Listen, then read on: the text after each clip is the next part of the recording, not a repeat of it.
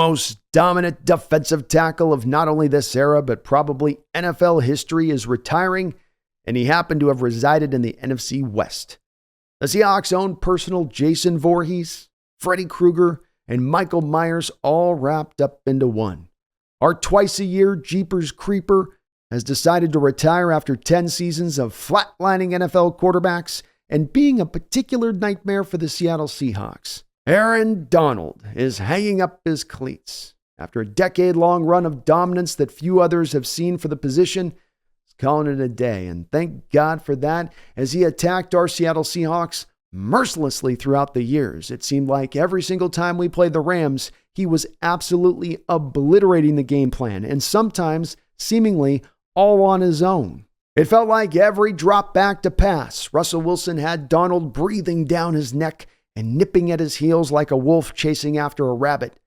Aaron came so close to breaking Russ for years until he finally pulled off the long-dreaded feat when, while causing pressure on Wilson, Russ's hand banged off Donald's iron wrist on the throw and got bent in a way it's not supposed to go. Though he played a few more games that season, that was basically the end of Wilson in Seattle, caused by the same vicious SOB that had been at him for years. Many laughed at Geno, and some even questioned his toughness when this past year Donald came swooping in on a play in week 1, ready to try to decapitate Geno when Geno cried out, on third down, Smith, pressure comes. Smith, pressure comes. Then, later in the year, when the Seahawks played the Rams for a second time, here came Donald again on a direct path for Geno, and Smith, perhaps remembering all that crap he took for crying out in week 1, stood tall and tried to deliver a pass, but got bashed by the breaker, and like Russ before him, injured. Drew Lock came in, the offense went cold. The Seahawks barely lost, and that was the one win they needed to get into the playoffs, perhaps sealing Coach Carroll's departure from Seattle. Russell Wilson and Coach Carroll each, in a roundabout way, found their ending fate as a Seahawk laid at the feet of the monster that was Aaron Donald. He wasn't just a Seahawks problem. Donald sacked Cardinal quarterbacks 16 times and 49er QBs 12 and a half.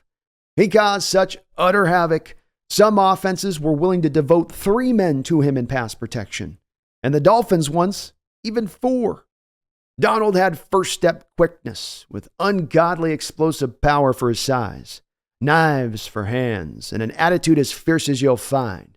Euro step, double hand swipe, rip, swim, long arm, spin move, and a bull rush that literally felt like you were holding back a bull. And not a small one, but one of those freakish ones that never stops growing muscles.